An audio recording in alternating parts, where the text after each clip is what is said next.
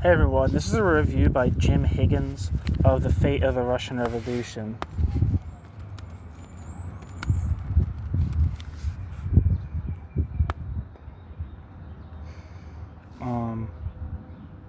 So this is Jim Higgins, lived from 1930 to 2002, and was a British revolutionary socialist and leading member of the International Socialists, so Cliffist Trotskyism.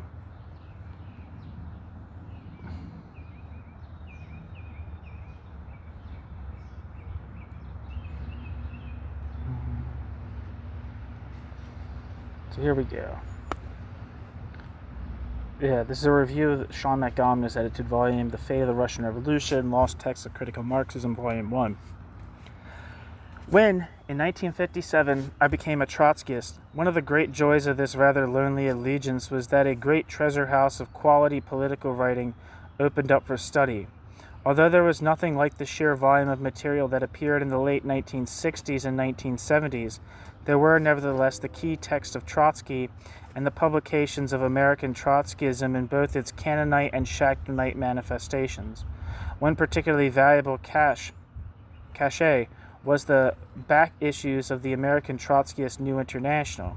From 1934 to 1958, this excellent journal appeared, setting a standard for its rivals to aspire to but seldom to achieve.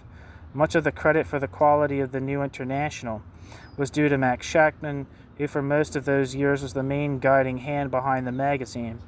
Shachtman was a revolutionary man for all seasons, a fine orator, witty, eloquent, penetrating, and very funny, sometimes savagely so, all qualities that were equally in evidence in his writing. In the 1930s, Shachtman was, after Trotsky, held in the highest esteem in the international movement, where he helped in developing the sections and preparing the way for the foundation of the Fourth International. Trotsky certainly thought very highly of Shachtman, appointing Shachtman Trotsky's literary executor and making strenuous efforts to avoid the split in the U.S. Socialist Workers' Party in 1940. There was, as one might assume, another side to all this, as Bob Pitt has observed in a recent issue of What Next? Shachtman was, despite his manifest talents, a bit of a smartass. In this, of course, his smartassery was of the same character as your run-of-the-mill gurus, where the leader's stranglehold on the dialectic enables him to pontificate on all questions, even if it does sound like piffle.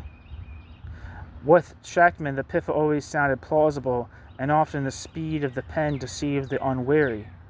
I met Shachtman only once, when in pursuit of material for his never-written magnum opus on the Comintern, Shachtman visited these shores in the early 1960s. Shachtman was staying with Jock Haston, and several of us were invited to meet Shachtman. Shachtman was something of a patrician figure, given to making his statements as if in papal infallibility mode, and I gained the distinct impression that contact with the hem of Shachtman's garment might prove efficacious for any troublesome skin conditions one might be enduring. Shachtman was, however, graciously pleased to relieve me of my incomplete file of Labor Monthly. This is the Max Shachtman whose writing on the Russian question forms the overwhelming bulk of the volume here under review.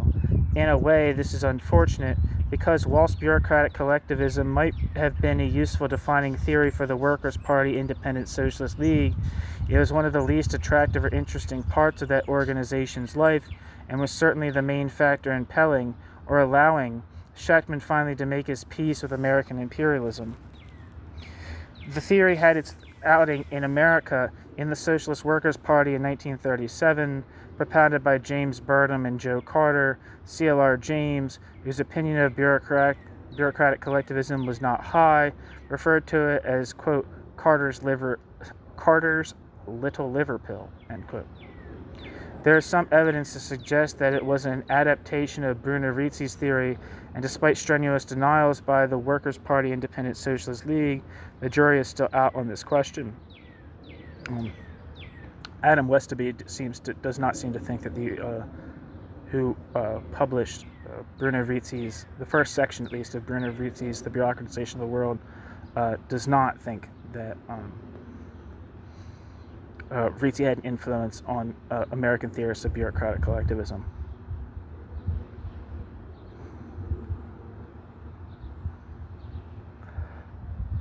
Shachtman, who was a co-factionalist with James Burnham and Joseph Carter, did not adopt the theory himself until late in 1940, after they had all been expelled from the Socialist Workers' Party. This makes it seem rather unfair that all subscribers to bureaucratic collectivism are now called Shachtmanites rather than, quote, Burnham-Carterites. This may be explained by the fact that Burnham defected to the right in 1940, while Shachtman spent nearly 20 years more or less attached to a revolutionary outlook before Shachtman, too, followed the well-worn path.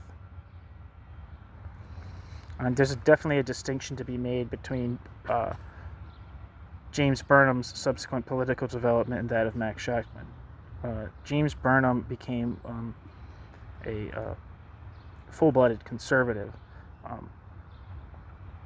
anti-communist. Shachtman remained a socialist, but supported hawkish imperialist positions in terms of U.S. foreign policy. So Shachtman still viewed himself as a socialist until his death, whereas James Burnham did not.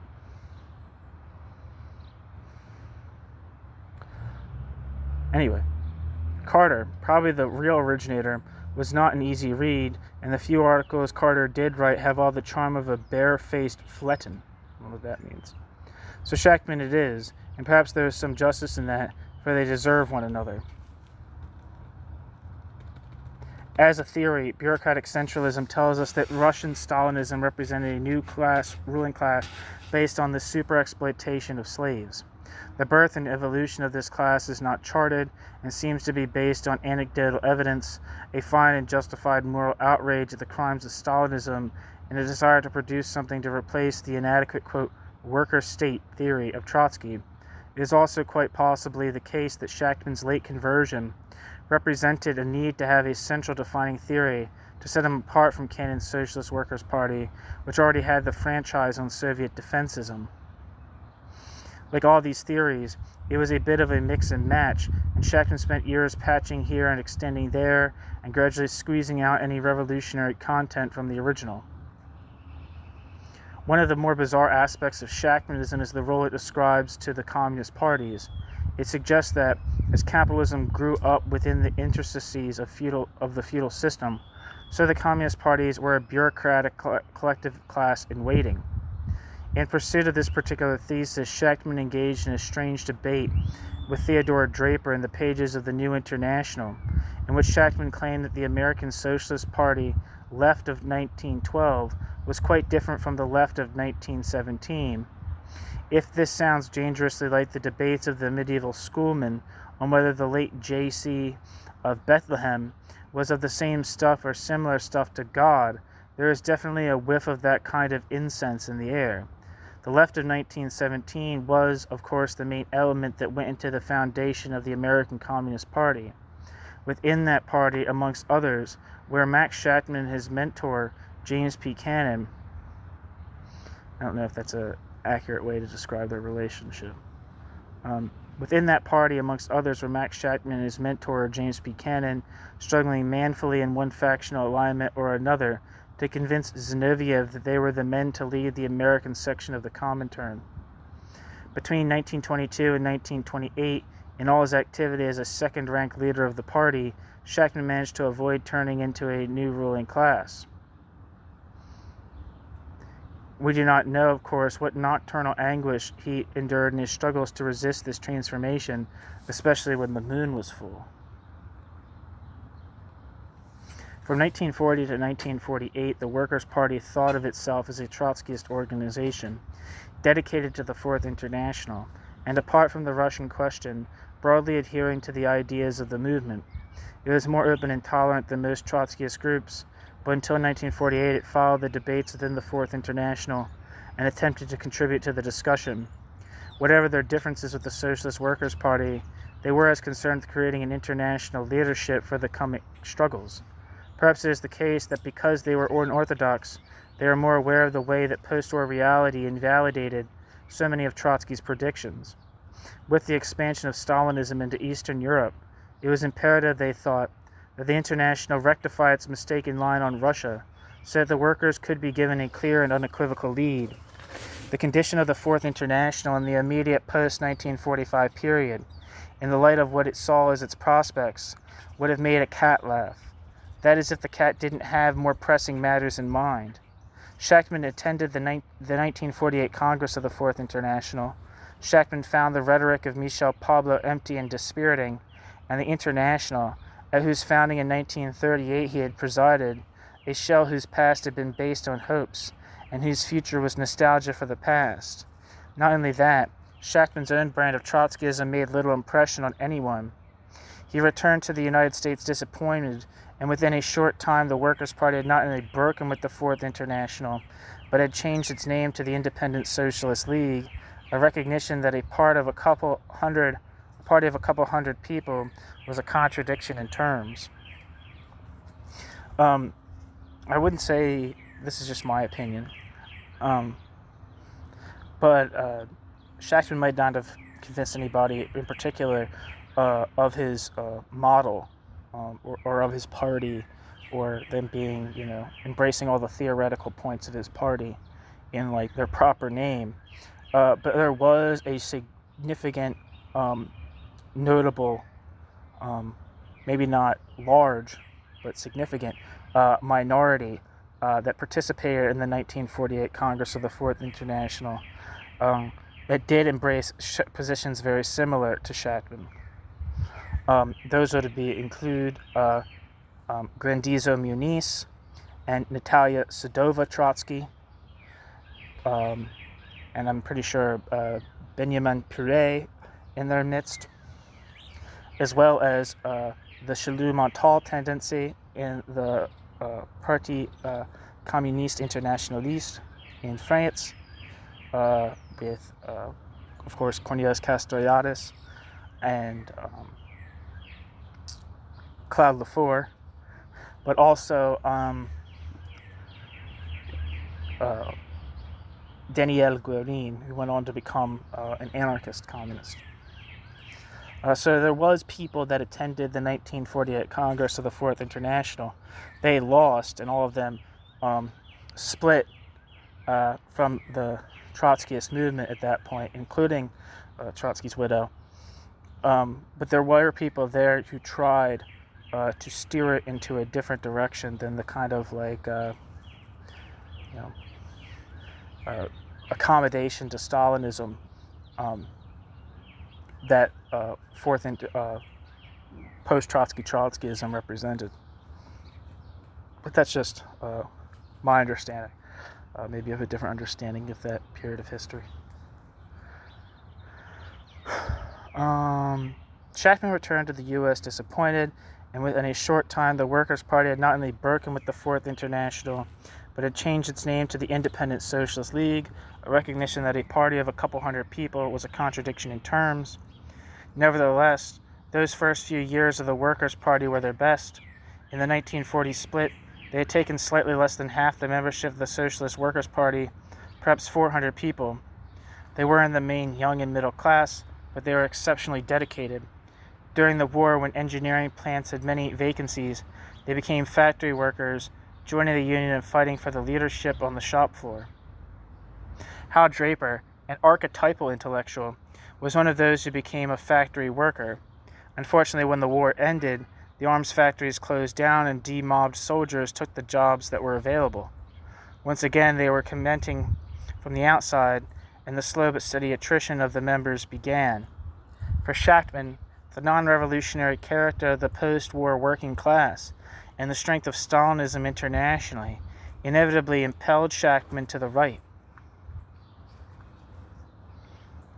If Stalinism was the barbaric antithesis of socialism, and revolutionary socialists just could not be heard, then socialists should support those structures within capitalism that enable workers to organize and better their conditions.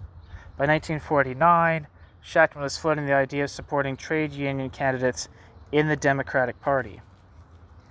By 1958, the Independent Socialist League had still had enough of its old spirit for there to be a faction fight when Hal Draper led the opposition to dissolving the Independent Socialist League into the American Socialist Party.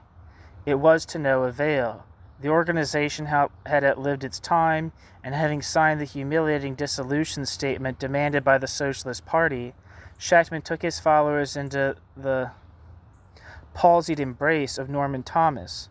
One of the great paradoxes of all this is that the leaders of the Socialist Party were even more tired than the Independent Socialist League, and within a short time Shachtman and his Camarilla were in control of the organization and remorselessly driving it to the right.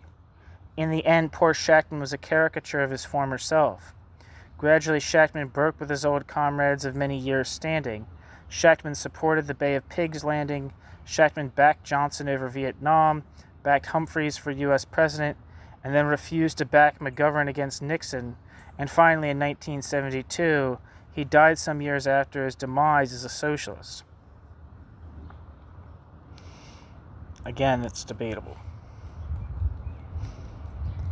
The fate of the Russian Revolution is subtitled Lost Texts of Critical Marxism, and it has to be said, not all of it needed finding.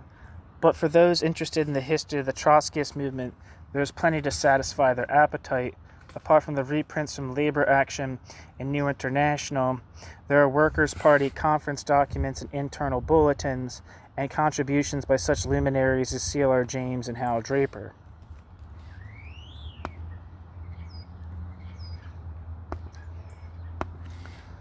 Sean Matgamna not only edited this volume, Sean Matgamna also provides us with an introduction which aims to set the historical material in an overall context, both in relation to Trotsky and Trotskyism, and also to the Leninist tradition. The need for such an attempt rests in the fact that nobody in the Independent Socialist League ever took the trouble to produce a coherent text on the theory of bureaucratic collectivism, not its origin, dynamic, political economy, or its laws of motion. Shachtman published a collection of his articles under the title The Bureaucratic Revolution, in which he tinkered a little with the original text to prove that from 1940 he had always been an opponent of the, quote, evil empire. Hal Draper put out another collection of articles titled An Introduction to Independent Socialism, but all Draper's major works were devoted to other more valuable tasks. I regret to say that Sean has not rectified the omissions of more talented Shachtmanites. I did, however, notice in Sean's acknowledgments at the front of the volume there were thanks to Martin Thomas for help in editing the draft of Part 2 of the introduction to just a tenth of its original length. Now, Part 2 in the final text is 69 pages long. I counted them, and if you will just multiply that number by 10, you will realize that Martin deserves a heartfelt vote of thanks from all of us for his selfless endeavors. Now there's a man I would happy to go to the barricades with any day. The Russian question certainly has its place in any examination of the life of the Workers' Party Independent Socialist League, but it really was much more than that. For 20 years, against great odds, an organization was maintained that vigorously preached the message of socialism, that socialism is an expansion of, not an alternative to, democracy.